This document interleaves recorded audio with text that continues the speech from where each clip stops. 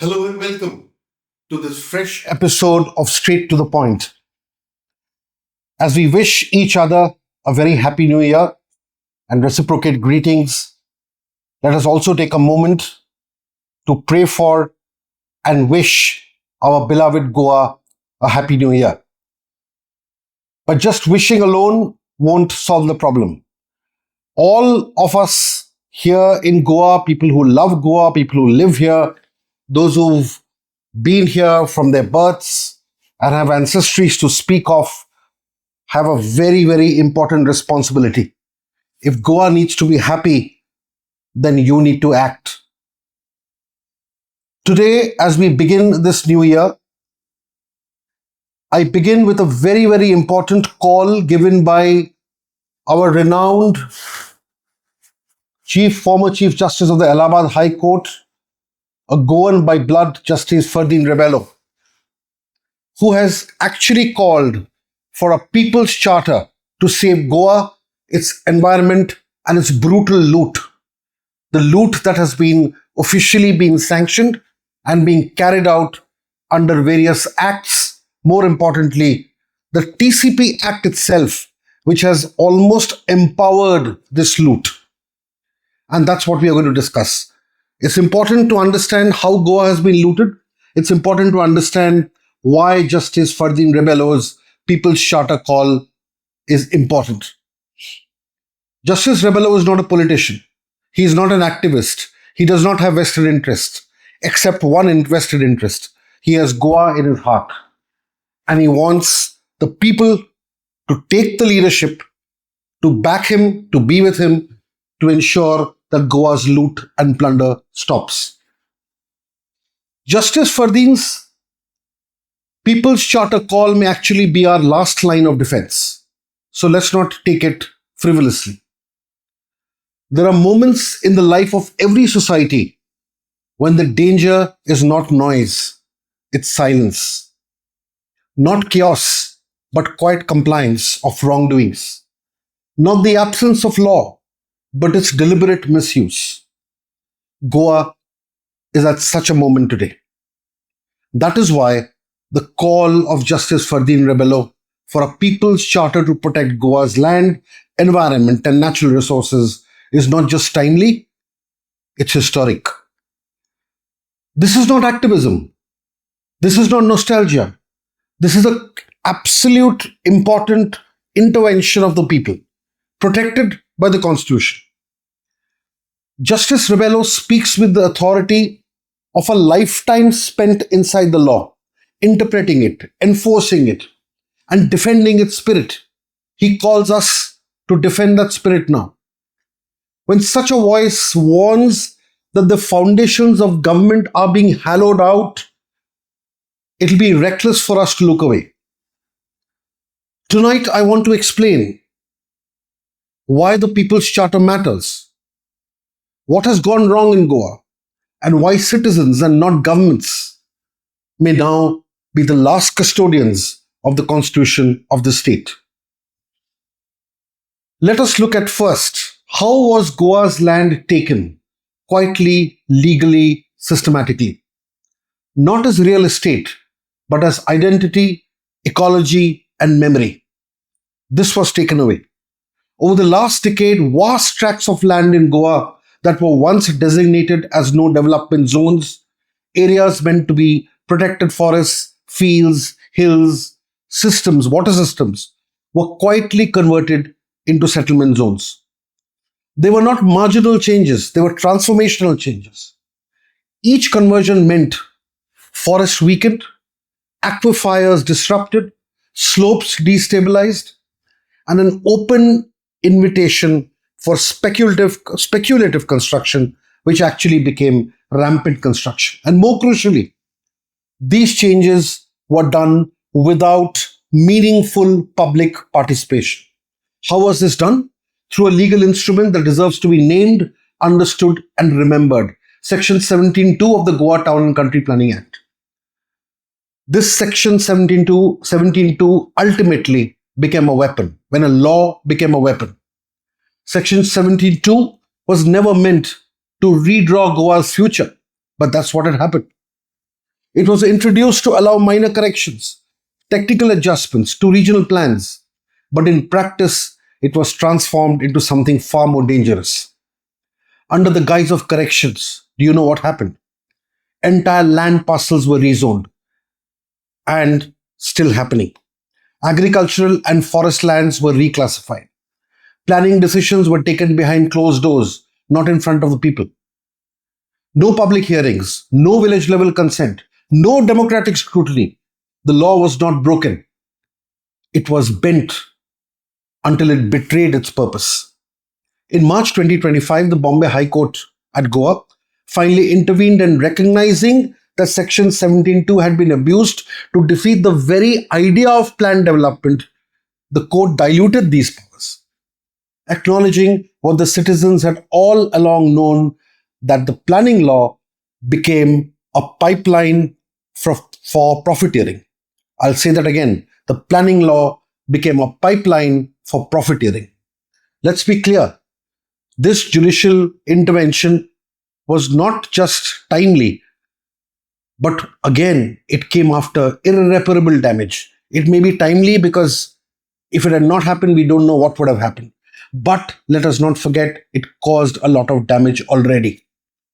Once forests are fragmented, they don't reassemble. Once hills are carved, they do not heal. Once land is lost, it is rarely returned to the commons. That is why Justice Rebello's warning matters. What we are witnessing is not a planning failure. It is a planned failure of governance, especially the governance of the TCP department. Land grabs and erasure of Goan identity. Parallel to zoning conversion runs another very sad tragedy. Across Goa, there are documented cases of land once belonging to Goan families, often without modern paperwork due to historical realities, has been resurveyed, redocumented, and re-registered. In one word, grabbed. New ownership appears on paper. Old owners vanish from records. Forged documents replace memory. Corporate buyers replace communities. This is not an accident of bureaucracy. It's a system that rewards those who can manipulate records and, more importantly, silence objections. When a state protects to fail the rights of its own people, it is not merely negligent, it's complicit. Justice Rebello reminds us that property rights are not just economic rights, they're constitutional rights, inseparable from dignity and identity. Next, let us look at the Mahadei forests. Of course, there's a lot to talk about of the Mahadei River, but let's talk about the forest. Where the law spoke, and the state refused to listen. Let's look at this. Nowhere is the constitutional breakdown more important and more visible than Mahadei. Let's look at this. In 2023, the Bombay High Court at Goa delivered a clear, reasoned judgment directing the Goa government to notify a tiger reserve in the Mahadei landscape under the Wildlife Protection Act. This was not a suggestion, it was a legal directive. The court acted after repeated recommendations by the National Tiger Conservation Authority, documented evidence of tiger presence and habitat continuity, and the poisoning deaths of a tigress and her tiger cubs, an ecological crime that shook the conscience of the state. The court gave timelines. The court cited statutory duty. The court invoked constitutional responsibility. And what did the government do? It did not comply. Yes, it did not comply. Instead, it went to the Supreme Court of India. Well, it is well within its rights to do so. But the government filed an appeal, but there was no stay on the High Court order. Legally, the obligation to notify the tiger reserve remained. Yet the government chose delay over duty. It argued that notifying a tiger reserve would affect large populations, then quietly revised those numbers downwards in the affidavits. It questioned tiger presence. Then, even as scientific and institutional bodies confirmed the ecological significance of the landscape. This is shocking. You're questioning the tiger presence when there's clear evidence of that presence. This is not just a litigation strategy. This is a constitutional defiance, a defiance by attrition. The Supreme Court later ordered status quo and referred the matter to the Central Empowered Committee for review. That is a part of a judicial process. But here is the critical point. Until a stay is granted, the High Court orders are binding. And what is more important is the Central Empowered Committee has by and large confirmed and gone with, and this is what we hear, the observations of the High Court and essentially the strong points made by activists and environmentalists who have been fighting for this tiger reserve notification to come by. We will discuss that in depth in a later video. But Mahadei is not just about tigers. It's about water security. It's about ecological continuity with the Western Ghats and the principle that the law applies to governments too and not just to the common man. Why does this tiger reserve status change everything? Because words matter. Words in law matter. A wildlife sanctuary offers protection, but a tiger reserve brings in stronger statutory safeguards. It brings in inviolate core zones. It brings in regulated buffer zones. It brings in dedicated funding. It brings in a legal architecture that prioritizes ecology over expediency. A tiger reserve is not anti-people. It's anti-plunder. And I wish this is something that the minister protecting this whole land from becoming a tiger reserve understands that a tiger reserve is anti-plunder.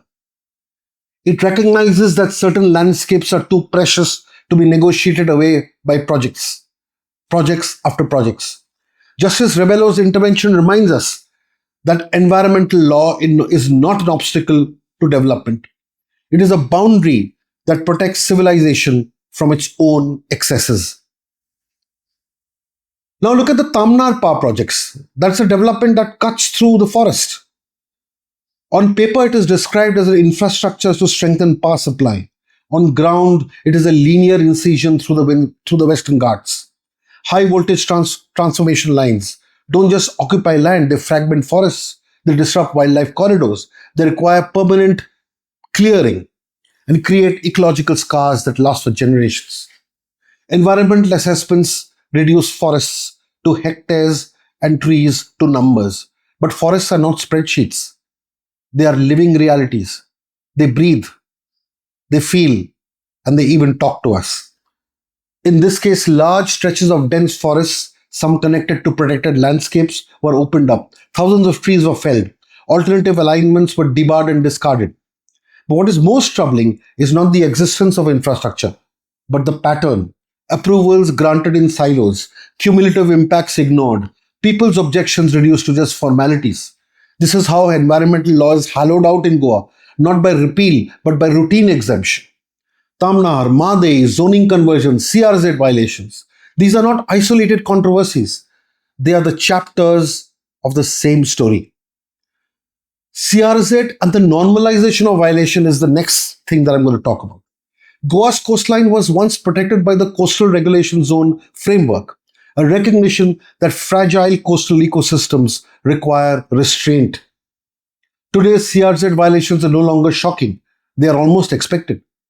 Illegal structures are built, notices are delayed, violations are regularized. Look at North Goa. There are so many illegal structures that are functioning even after orders, pollution control board violations. They continue, they operate, they file appeals, and under the guise of those appeals continue. What was meant to be protection has become permission after the fact. Justice Rebello's warning is stark. When safeguards exist only to be bypassed, the rule of law collapses without being formally repealed. Why is Justice Rebello's People's Charter necessary now? And actually, it is our People's Charter. The call is given by him. Why does Goa need it? Because courts cannot monitor every violation. because laws cannot enforce themselves, because democracy does not survive on autopilot. The Charter is a demand for transparency in land use decisions. It's a demand for a restoration of public hearings properly, honestly. It's a demand for the compliance with court orders. It's a demand for ecological limits that are non negotiable. It places citizens back at the center of governance, where the Constitution intended them to be. This is not radical, this is republican. This is a call to citizens and to Justice Rebello. Let me end with two appeals, my fellow Goans. First, to the people of Goa, do not treat this charter as a document, treat it as a responsibility. Engage with it, defend it, talk about it, use it to ask uncomfortable questions. Because if citizens retreat into resignation, the vacuum will be filled by those who profit from silence. And finally, to Justice Fardeen Rebello, Goa owes you gratitude, not just for your past judgments, but for this moment of moral clarity. Your voice carries weight because it is not loud.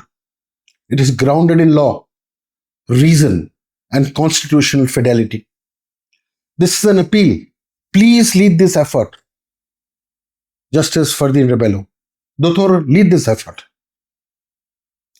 Because when institutions falter, societies look to those who remind them what the law is meant to protect.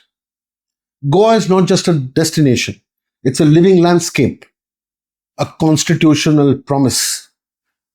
And Goa is not for sale. Thank you for listening.